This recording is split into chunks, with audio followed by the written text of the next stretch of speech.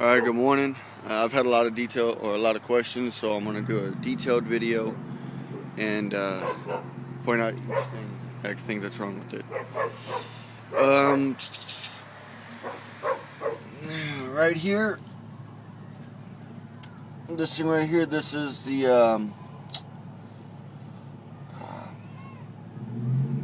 oil sending unit. Now I replaced it with a gauge inside the vehicle, which I'll get to that later. But this is the port that goes to the original one, and you'd have to purchase another sending unit to match the gauge cluster, and I'll get to that here in a second. Oh, it's missing the wheel well. I've never had it. That the little plastic piece that goes right here. There we go. A plastic piece that goes right here. It still has that, but it's missing that part.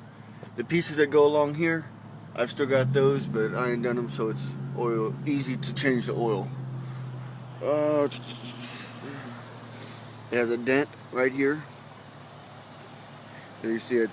All these lights are different, which you should know that by now. All the clear lenses and stuff.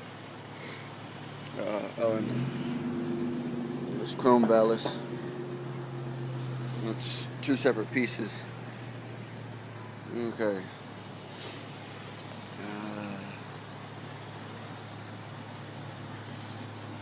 Over the body. This is just the glue that's on it. That'll come off. Here's the bed. It had one of those roll-on bed liners, but I put it to use. It's kind of scuffed up. There's a truck. Last time you seen this was black. My body guy, he threw some white paint on it and fixed it up. Same thing with here. You seen where I had tried to do the bond to work. He went ahead and finished it, fixed it, painted it white. My plans, if I don't sell the truck, is to paint the whole truck.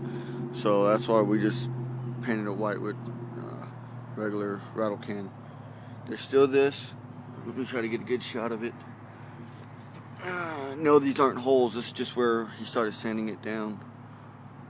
So it's kind of hard to tell. But it's got some little dents in there.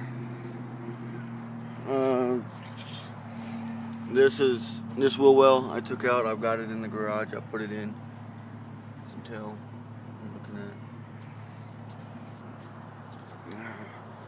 Alright, that's everything for the outside. For the inside, it's got a crack here, and here, and there. It's been like that since I got it. That's where it is. Someone just stole the I guess they tried to steal the system out of it, and the only thing that they got was the faceplate. It's in there pretty secure. To your top left-hand corner, that's the oil pressure. Now, you'd have to get the sending unit for the 4-cylinder that matches this gauge, which you can get it online or anywhere for like $15. I just haven't done it because I'm using these gauges down here. But it's simple as plug it in, swap it out. Matter of fact, here's what the old one looked like. But this, if you hook this up to that gauge cluster, it'll burn out that. So don't do it. As I said, I swapped it out for the SR5, which has the tachometer on it, and it's got some other gauges. The carpet, kind of hard to tell because I've been in and out of the vehicle, but I just put in this carpet, ran it all the way up to the back. It used to have an amp in it. They got the amp and they got the faceplate, because that's what I get for leaving my truck just sitting out unlocked. Alright, this lens right here goes up there.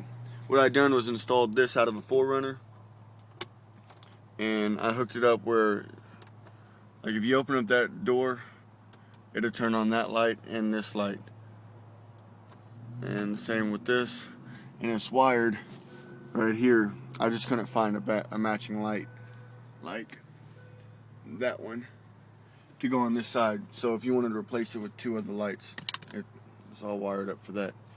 A lot of this stuff's just miscellaneous things. I just felt that I should point them all out. Alright, now it's time to start the truck.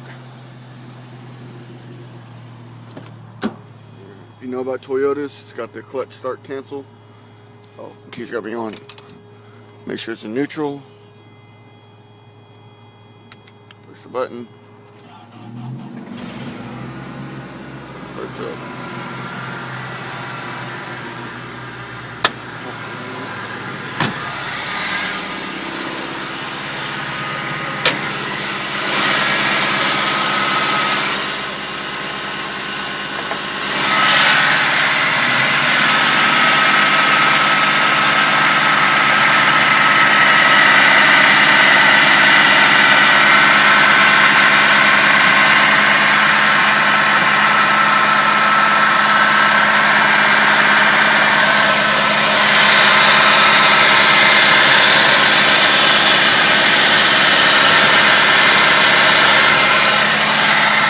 I'm sure that was pretty loud, but there's the truck.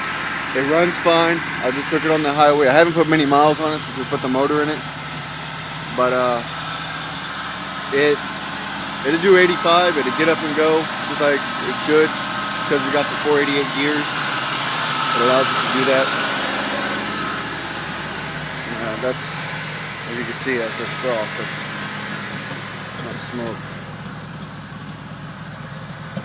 Yeah, I'm really proud of the truck. I hate to get rid of it, but I got to. I went from this to this.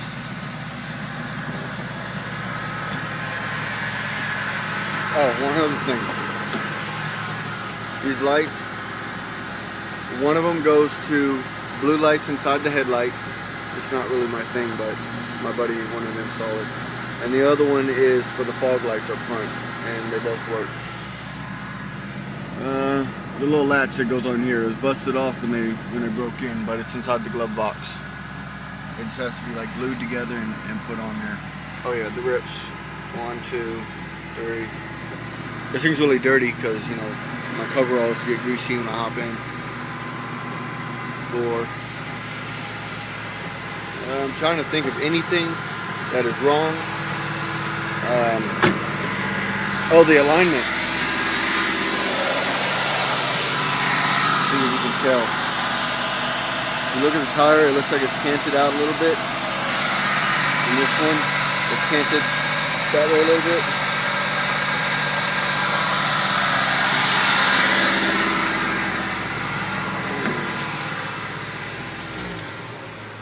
Okay, the reason that they're canted is from ball joint spacers. Let me see if I can get a good view of them. I don't know if you can see it. Right underneath here are ball joint spacers. That gave it an additional 1.5 inches of lift on the front end, and it took some of the tension off the torsion bars as well. If you know anything about that, it's something I read, so I decided, hell with it, I'll buy it and I'll do it. When I said the heat shields that need to be installed, it's sort of like what I was talking about right here. These things. And the skid plate, it's in my backyard, but it's going to go from here down to there. It just covers the front end. And, oh, and then the wheel well that goes in the, right back there. Alright.